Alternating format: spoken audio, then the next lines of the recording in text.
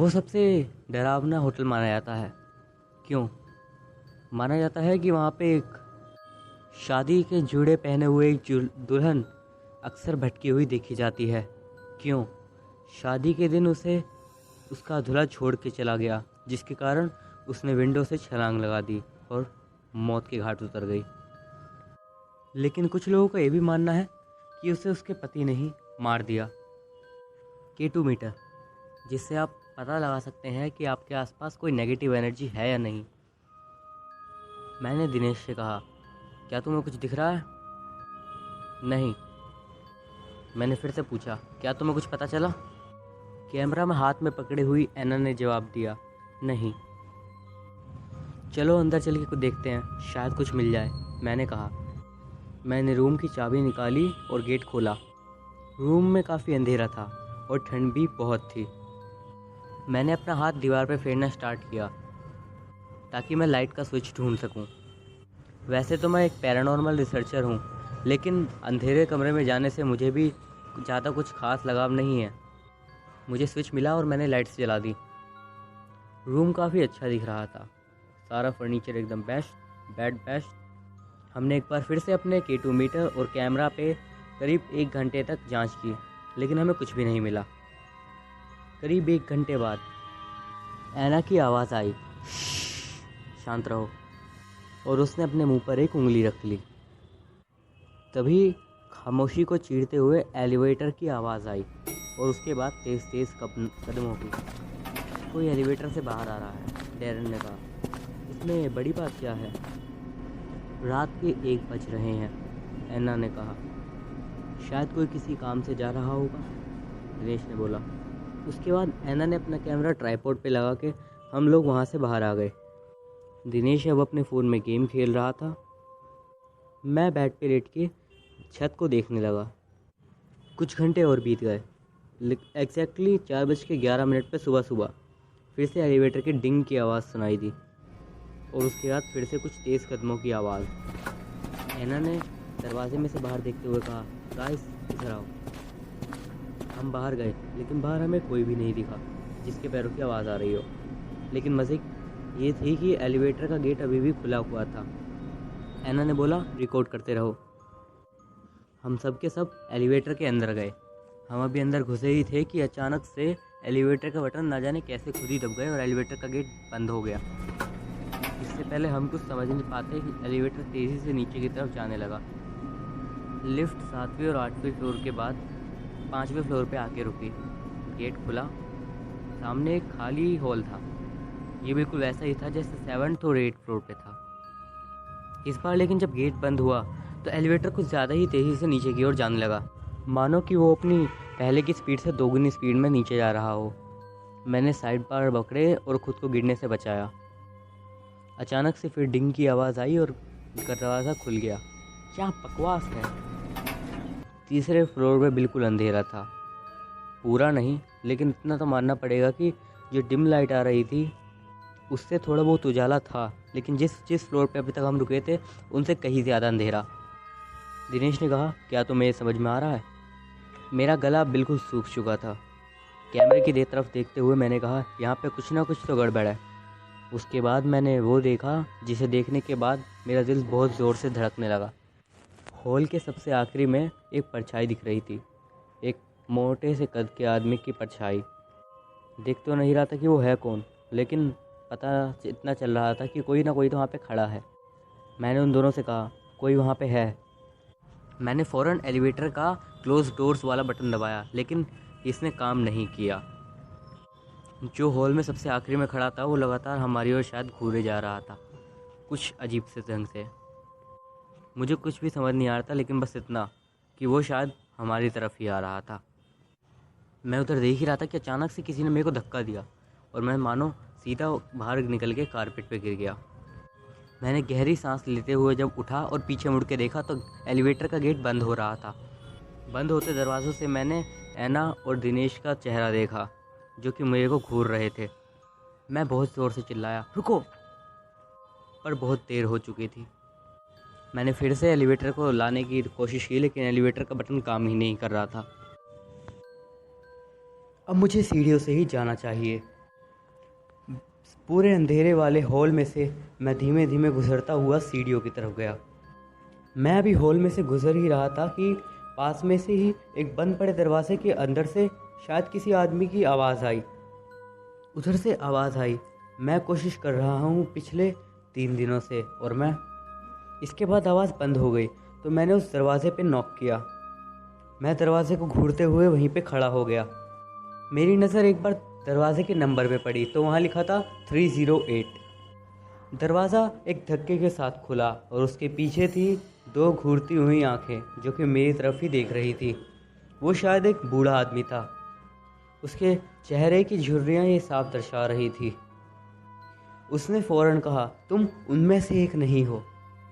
Oh no, सुनिए, मैं यहाँ पे एलिवेटर से आया हूँ, लेकिन एलिवेटर अब गायब हो चुका है और वो ऊपर भी नहीं आ रहा है। क्या आप बता सकते हैं कि यहाँ पे अगर कोई और एलिवेटर हो तो? कुछ देर तक वहाँ पे शांति फैल गई और उसके बाद बहुत ही ज़ोर से उसने चिल्लाया, निकल जाओ यहाँ से, निकल जाओ, इससे पहले कि बहुत देर हो जाए। क्या? कोई दरवाज़ा ढूंढो, कोई खिड़की, कुछ भी, लेकिन यहाँ से निकल जाओ। और उसने दरवाज़ा मेरे मुंह पे ही बंद कर दिया। मैं कंफ्यूज होते हुए हॉलवे की तरफ फिर से बढ़ने लगा। धीरे धीरे मुझे ये भी नहीं पता चल पा रहा था कि मैं सही दिशा में जा रहा हूँ या नहीं, क्योंकि अंधेरा काफ़ी था। काफ़ी देर तक उस हॉल में घूमने के बाद आखिरकार मुझे सीढ़ियाँ मिल ही गईं। उसके बाद मैं धीरे धीरे चढ़ते हुए 8th फ्लोर पे चढ़ा गया। सीढ़ियों पे चढ़ते वक्त मेरे दिमाग में बस उस आदमी की आवाज़ें ही गूंज रही थी, निकल जाओ, निकल जाओ। उसके कहने का मतलब क्या था? मैं यही बात सोच रहा था। और उसके बाद हॉलवे में जो मैंने परछाई देखी थी आदमी की, मैं आपको बता दूं कि घोस्ट हंटिंग मैं पिछले 5 सालों से कर रहा हूँ, लेकिन ऐसा कुछ मैंने पहले कभी नहीं देखा। जब तक मैं ऊपर पहुँचा, मेरे शरीर पसीनों से तर हो चुका था। ऊपर मैं जैसे ही चढ़ा, यहाँ पे बिल्कुल वैसा ही था। हॉलवे बिल्कुल में अंधेरा था। मैंने सोचा शायद इस होटल में पावर का कुछ ज़्यादा ही बड़ा प्रॉब्लम है, जिसके कारण यहाँ पे बिजली नहीं आ रही है। मेरे दिमाग को ये सोच के थोड़ा सुकून मिला कि शायद जो भी अब तक हो रहा था एलिवेटर में, ये सब कुछ बिजली के कनेक्शन के प्रॉब्लम के कारण ही हो रहा होगा, और वो बूढ़ा आदमी शायद दिमागी तौर पे स्वस्थ नहीं होगा। उस हॉल में कुछ ज़्यादा ही शांति थी, इसलिए मैं धीमे धीमे ये सोचते हुए आगे बढ़ने लगा कि शायद सब लोग सो रहे होंगे। मैं आखिरकार रूम नंबर 812 में पहुंचा और अपनी चाबी लगा के गेट खोला और दरवाज़ा खुल गया। रूम में काफ़ी अंधेरा था, इतना अंधेरा कि शायद मेरे को लाइट का स्विच भी नहीं मिल पा रहा था। मैंने उस रूम में जाके आवाज़ लगाई, ऐना, दिनेश, लेकिन बदले में कोई भी आवाज़ नहीं आई। मैं गैलरी से होते हुए मेन रूम के अंदर गया, लेकिन अंदर जाने के साथ ही जो मैंने देखा वो देख के मेरा खून बिल्कुल जम सा गया। मैंने देखा कि वहाँ पे खिड़की के पास एक लड़की की जैसी आकृति खड़ी हुई है, जिसका मुंह दूसरी तरफ है और उसने वाइट कलर की वेडिंग ड्रेस पहनी हुई है। ये देखने के बाद मैं पहले तो चौंक गया और फिर मैंने आवाज़ लगाई, हे सुनो, तुम हमारे रूम में क्या कर रही हो? ये वर्ड्स मेरे मुंह से पूरे निकलने ही वाले थे कि वो खिड़की से बाहर कूद गई। कांच के टूटने की आवाज़ और फिर हवा में किसी लड़की के चिल्लाने की आवाज़ से मेरा दिल पूरी तरीके से दहल चुका था। और जब तक मैं खिड़की के पास पहुंचा, मुझे सिर्फ नीचे फैला हुआ मांस और एक लाश दिखी थी। मेरा पूरा मन बिल्कुल विचलित हो चुका था और अब मेरे को लग रहा था कि मैं कुछ ही देर में उल्टी भी कर दूंगा। मैंने अपना फ़ोन निकाला और ऐना को फ़ोन करने की कोशिश की, लेकिन यहाँ पे सिग्नल नहीं आ रहा था और दिनेश को भी कॉल करते वक्त यही प्रॉब्लम मेरे साथ हुई। तभी मेरी आंखें रूम में रखे होटल टेलीफोन पे गई। मैंने फ़ौरन उसके पास गया और डायल करा 0, जो कि रिसेप्शन वालों का नंबर था। कुछ ही देर बाद फ़ोन वो उठाया गया। मैंने कहा, हे, मेरे रूम में मेरे दोस्त मुझे नहीं मिल रहे हैं और इसी रूम में से अभी एक लड़की ने नीचे छलांग मार दी है। उस तरफ से सिर्फ एक ही आवाज़ आई, फ्रंट डेस्क पे बहुत जल्दी आ जाइए। और उसके बाद लाइन कट गई। मैंने धीरे धीरे कमरे से बाहर निकल के फिर से उन 8 फ्लोर्स की सीढ़ियों पर निगारा। वो सीढ़ियाँ काफ़ी लंबी थी। आखिरकार मैं जैसे तैसे नीचे की तरफ पहुँच गया और मैंने रिसेप्शन पे देखा तो वहाँ पे सारे चेहरे अनजान थे। जैसा कि जब मैं आया था तब वहाँ पे वो लोग नहीं थे, लेकिन अब वो मुझे कुछ अजीब प्रकार के लोग ही वहाँ पे दिखे। फिर मैंने एक बार पीछे मुड़ के देखा तो सिर्फ डार्कनेस ही डार्कनेस मुझे चारों ओर दिखाई दी। मैं फ़ौरन फ्रंट डेस्क की ओर भागते हुए गया और ज़ोर से चिल्लाया, हेलो, कोई यहाँ पे है? उधर से आवाज़ आई, हाँ रुकिए। एक आदमी मेरी तरफ तेज़ी से आया। शायद 30-35 साल की उसकी उम्र हो रही होगी। मैंने फ़ौरन उस पर बताया कि कोई 8वें फ्लोर से अभी अभी नीचे कूदा है, लेकिन उसका जो रिएक्शन था उसे सुन के मेरे कानों तले ज़मीन खिसक गई। उसका जवाब आया कि डरने की कोई बात भी नहीं है, वो ऐसा करती रहती है। मैंने कहा मुझे माफ़ कीजिए, आपने क्या कहा? उसने कहा कि आपने लगता है इस बात को नोटिस नहीं किया, आप अब उस जगह पे नहीं हैं जहाँ से आप आए हो, एक बार आसपास नज़र घुमा के तो देखो। मैंने उनसे कहा ये एलेक्स होटल नहीं है? तो उन्होंने कहा नहीं, ये उसकी तरफ दिखता काफ़ी हद तक है, लेकिन ये वो नहीं है। मेरा दिमाग अब बहुत ही ज़्यादा ख़राब हो रहा था। मैंने उससे कहा क्या आप प्लीज़ मुझे बताओगे यहाँ पे हो क्या रहा है? मैंने अभी अभी एक वुमेन को ऊपर से कूदते हुए देखा है और आप कह रहे हैं कि... उसने कहा हाँ बिल्कुल, एक बार मेरी बात ध्यान से सुनो, उसके बाद तुम्हें समझ में सब कुछ आ जाएगा। और अब की बार मेरी नज़र उसके चेहरे पे ध्यान से गई तो मेरे होश उड़ गए। उसकी आंखें काफ़ी ज़्यादा ही फैली हुई थी और उसके लिप्स काफ़ी पतले थे। जो लिफ्ट तुम्हें यहाँ लेके आई है, वो लिफ्ट तुम्हें यहाँ से नहीं बल्कि दूसरे ही आयाम से हमारी दुनिया में लेके आ गई है। मैंने बहुत ही डरते हुए कहा मतलब क्या मैं मर चुका हूँ? उसने कहा नहीं नहीं नहीं, अभी पूरी तरीके से नहीं, लेकिन अगर तुम जल्दी यहाँ से नहीं निकले तो तुम ज़रूर मर जाओगे। मैंने फ़ौरन जवाब दिया तो मैं यहाँ से वापस कैसे जाऊँ? ऐना और दिनेश से कैसे मिलूँ? वो मेरे सामने पागलों की तरह ज़ोर ज़ोर से हंसने लगा और उसने सिर्फ इतना कहा कि तुम्हें उनकी कुछ ज़्यादा ही चिंता नहीं हो रही है? तो मैंने जवाब दिया वो मेरे बिज़नेस पार्टनर्स हैं, मेरे मेरे दोस्त हैं वो। उसने कहा क्या तुम्हें पक्का विश्वास है? मैंने कहा मतलब? तो उसने जवाब दिया उन्होंने तुमसे झूठ बोला। याद है तुम्हें जब तीसरे फ्लोर पे तुम पहुंचे थे तो तुम्हें पीछे से धक्का दिया गया था? वो धक्का किसी और ने नहीं बल्कि ऐना और दिनेश ने ही दिया था। उन्हें इस सब के बारे में पता था कि उस फ्लोर से तुम इस जगह पे आ सकते हो और यहाँ पे फंस सकते हो, और तुम्हारे दोस्तों ने ही तुम्हें मारने की कोशिश की है, जो कि बहुत ही जल्द सच्चाई में भी बदलने वाली है। मैंने कहा आप अब कुछ ज़्यादा ही बोल रहे हैं, मुझे लगता है अब मुझे कुछ करना ही होगा। आप जानते ही क्या है मेरे बारे में जो आप ये सब बोल रहे हैं? उन्होंने कहा मैं जानता तो कुछ ज़्यादा ही हूँ। जब तुम 10 साल के थे तो तुमने गन चुराई थी, जब तुम 18 साल के थे तो तुम बहुत उदास हुए थे। मैंने डरते हुए कहा तुम ये सब जानते कैसे हो? मेरे पास मेरे जानने के तरीके हैं। यहाँ पे शायद तुम्हें पता नहीं है, यहाँ पे काफ़ी सारी पैरालौकिक शक्तियाँ हैं जो काम कर रही हैं, क्योंकि ये हमारी दुनिया है, तुम्हारी नहीं। मैंने फ़ौरन जवाब दिया लेकिन उन्होंने ऐसा क्यों कहा? उसने लेकिन यही जवाब दिया इंसानों की पहले की ही आदत लालच। उन्होंने लालच के लिए तुम्हें यहाँ पे धक्का दे दिया ताकि तुम मर जाओ और बिज़नेस का सारा कंट्रोल उन्हीं दोनों के हाथ में आ जाए। मैं ये बात मानना तो नहीं चाहता था, लेकिन जिस तरीके से उसने मेरे को ये बताई थी मुझे इस पर यकीन करना ही था, और मुझे पता भी था अंदर से कि ये सब वो सही कह रहा है। तो मैंने उससे बस इतना कहा कि मैं वापस कैसे जाऊँ? उसने कहा ओहो मैं ये आपको नहीं बता सकता, और अब तुम्हें यहाँ से निकलने में काफ़ी देर हो चुकी है। मैंने फ़ौरन पीछे मुड़ के देखा तो पूरे चारों तरफ अंधेरा ही अंधेरा था और काले काले लोग कई सारे मेरी तरफ ही तेज़ी से आ रहे थे। अब मेरे अंदर पता नहीं कैसे अचानक से कुछ हिम्मत बंधी और मैं सीधे भागते भागते अंधेरे को चीरते हुए काफ़ी दूर तक आ गया। काफ़ी देर भागने के बाद मुझे आखिरकार लिफ्ट का वही बटन दिखाई दिया। मैं फ़ौरन उसके पास भागते भागते गया और लिफ्ट के बटन को दबाना शुरू कर दिया, और हैरानी की बात तो ये थी कि आखिरकार इस बार लिफ्ट आ भी गई।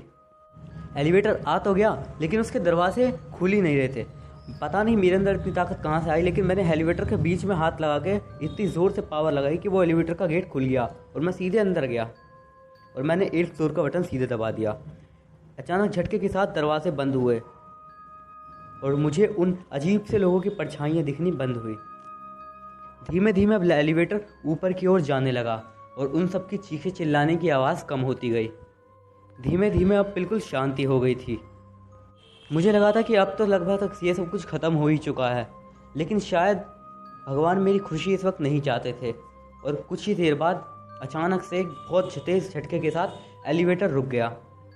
काफ़ी अजीब तरीके से एलिवेटर की लाइट्स जलने बुझने लगी और आसपास से तेज़ तेज़ से खड़खड़ाने की आवाज़ आने लगी। अब एलिवेटर पूरी तरीके से रुक चुका था। मेरे दिमाग में बस एक ही बात आ रही थी, अब तो मैं मर ही जाऊँगा। और मैंने बहुत ज़ोर से आवाज़ लगाई प्लीज़ मुझे जाने दो, प्लीज़ मुझे जाने दो, मैं अभी मरना नहीं चाहता। हंसने की आवाज़ें धीरे धीरे मेरे कानों में गूंजने लगी। वो कई सारी आवाज़ें अचानक से एक ही आवाज़ में बदल के बोली। बदले में कुछ तो चाहिए। मैंने कहा, क्या चाहिए, प्लीज़ मुझे बताओ। उस तरफ फिर से एक बार भारी सी आवाज़ आई। कुछ भी, लेकिन तुम्हारे अलावा। मैंने कहा, बताओ तो सही, तुम्हें चाहिए क्या? तो उधर उनकी आवाज़ आई। 2 लोग, हमें तुम्हारी जगह 2 लोगों की जान चाहिए। मैंने कहा, ठीक है ठीक है, बस मुझे ज़िंदा छोड़ दो, मैं तुम्हें 2 लोगों की जान दिलवा दूंगा। बस मेरे इतने कहने की ही देर थी कि पूरा एलिवेटर बिल्कुल शांत हो गया और एलिवेटर फिर से वापस से काम करने लगा और धीरे धीरे चालू भी हो गया। और एलिवेटर सीधा जाके अब 8th फ्लोर पे जाके रुका। लेकिन एलिवेटर के रुकते के साथ ही अचानक से पता नहीं क्या हुआ और मैं बेहोश हो गया। मेरी बेहोशी करीब पता नहीं कितनी देर बाद आ जाके खुली और मैंने देखा कि मैं किसी सॉफ्ट चीज़ पे लेटा हुआ हूँ। और मैंने ऊपर देखा तो मेरे को छत की सीलिंग साफ साफ दिख रही थी। मैंने मन में ही सोचा, मैं हूँ कहाँ? मैं उठ के एक बार बैठा तो मैंने देखा हॉलवे और चेयर, बेड। मैं समझ गया था कि मैं रूम नंबर 812 में वापस आ चुका हूँ। और रूम के किनारे पे मैंने देखा खिड़की के पास ऐना और दिनेश खड़े हुए हैं। लेकिन उन्हें शायद मेरे बारे में पता नहीं है कि मैं यहीं पे हूँ। वो शायद उसी लेडी के बारे में जांच लेकर रहे होंगे। ऐना ने अपना कैमरा पकड़ रखा था और उन्हें मेरे बारे में भी बिल्कुल भी नहीं पता था। ऐना ने शायद कूद गई होगी। दिनेश ने बोला, नहीं, वो कूदी नहीं, शायद उसे धक्का दिया गया होगा। अचानक से मेरे मन में वो आवाज़ें गूंजने लगी कि तुम्हारी जगह 2 लोगों की जान चाहिए। रास्ता साफ था, अगर मुझे ज़िंदा रहना है तो दिनेश और ऐना की जान गंवानी पड़ेगी। और वैसे भी बदले का यही सही वक्त है, क्योंकि उन्होंने भी मुझे जान से मारना चाहा। बिल्कुल धीमे धीमे कदम बढ़ाते हुए मैं खिड़की के पास पहुंच गया और उन्हें मेरे बारे में पता भी नहीं चला। और एक झटके के साथ मैंने उन्हें बहुत ज़ोर से धक्का दिया और खिड़की तोड़ते हुए वो दोनों के दोनों नीचे गिर गए। मैंने धीरे धीरे वापस बेड के पास आया, होटल का फ़ोन उठा के फ्रंट डेस्क पे मिला दिया और उधर से हेलो की आवाज़ आई। मैंने बहुत ही पैनिक्ड आवाज़ में बोला, मेरा मेरा मेरे दोस्त, उनका बहुत ही भयानक हादसा हो गया है। वो यहाँ पे विंडो के पास खड़े ही थे और अचानक से उनका बैलेंस बिगड़ गया और दोनों के दोनों, ओ माय गॉड, वो दोनों नीचे गिर गए और वो मर चुके हैं। इतना कहते के साथ ही मैंने एक झटके में फ़ोन को काट दिया। मेरे चेहरे पे अब भाव साफ थे कि आखिरकार मैंने अपनी जान बचा के उन लोगों की जान ले ही ली। और उसके बाद से एक बात तो साफ हो गई कि अगर रूम नंबर 812 पहले अगर हॉन्टेड नहीं था ना, तो अब वो ज़रूर हो जाएगा। तो फ्रेंड्स, कैसी लगी आपको ये कहानी, ये बताइए मुझे कमेंट बॉक्स में। और अगर आपको ये वीडियो अच्छा लगा हो तो इस वीडियो को लाइक कर दीजिए।